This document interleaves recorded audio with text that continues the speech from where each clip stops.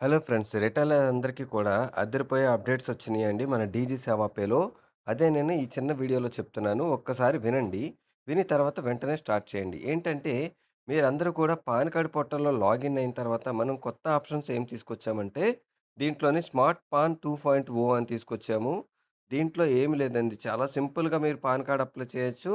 ఒక 2 డేస్‌లోనే మీకు పాన్ కార్డ్ అనేది వచ్చేస్తుందనమాట. అలాగే ఇన్సూరెన్స్ ఆఫ్‌లైన్ సర్వీస్ అనమాట. దీంట్లో మీరు టూ వీలర్ గాని, ఫోర్ వీలర్ గాని ఇన్సూరెన్స్ చేసుకుంటే ఎక్కువ కమిషన్ రావడం జరుగుతుంది. ఇక్కడ చూడండి, మీరు పాన్ కార్డ్ లాగిన్ అయిన తర్వాత ఇన్సూరెన్స్ ఆఫ్‌లైన్ అని ఉంది కదా!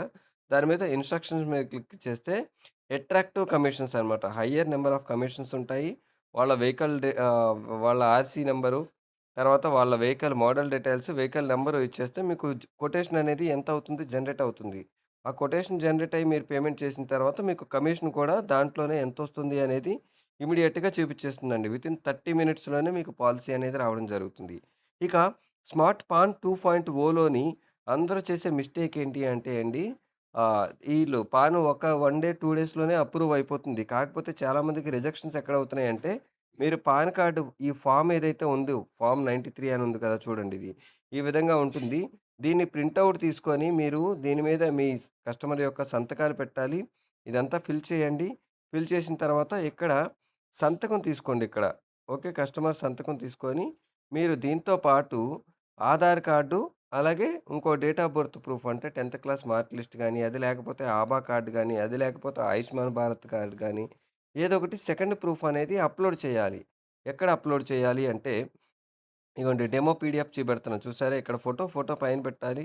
ఇదంతా ఫిల్ చేయాలి. ఇక్కడ సంతకం ఇదిగోండి ఆధార్ కార్డు, ఇలా డేట్ ఆఫ్ బర్త్ సర్టిఫికేట్. ఇవన్నీ కూడా ఒకే పీడీఎఫ్‌లో మెర్జ్ చేసి మీరు అప్‌లోడ్ చేస్తే సేమ్ డే అప్రూవల్ అనేది వచ్చేస్తుందనమాట. చాలా సింపుల్ అండి. ఇక్కడ మీరు మెర్జ్ ఎక్కడ చేయాలి? ఎందుకంటే మీరు సెపరేట్‌గా ఉన్న మెర్జ్ టూల్ కూడా ఇదిగోండి పీడీఎఫ్ అండ్ క్రాప్ టూల్స్ అని ఇచ్చారు. ఇక్కడ చూడండి. ఇది ఇక్కడ ఎన్ఎస్‌డీఎల్, యూటీఐ రీసైజ్ గాని, లేకపోతే మీకు మెర్జింగ్ టూల్స్ అని కూడా ఉంది సెపరేట్‌గా. ఇది అడ్మిన్ పోర్టల్ అండి. రిటైల్ పోర్టల్‌లో మెర్జింగ్ టూల్స్ అని ఉంది. దాంట్లో కూడా మీరు మెర్జ్ చేసేయొచ్చనమాట. ఓకేనా? ఇంకో అడ్వాన్స్ ఏంటంటే అండి, పీవీఎస్ కార్డ్ ప ప్రింటౌట్ అని ఉంది కదా! దీని మీద క్లిక్ చేసిన తర్వాత మీ దగ్గరున్న పాన్ కార్డు అప్‌లోడ్ చేసిన తర్వాత మీకు పీడీఎఫ్ సంబంధించి పాన్ కార్డ్ పీవీసీ కార్డ్ అంటారు కదా! అది మీరు డౌన్‌లోడ్ చేసుకొని ప్రింటౌట్ తీసుకోవచ్చండి. ఇలాంటి ఆప్షన్స్ ఉన్నాయి.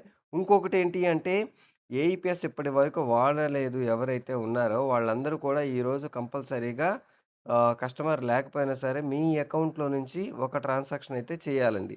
ఇలా మంత్లీ 5 ట్రాన్సాక్షన్స్ అనేవి చేయాలి. ప్రతి ఒక్కరు కూడా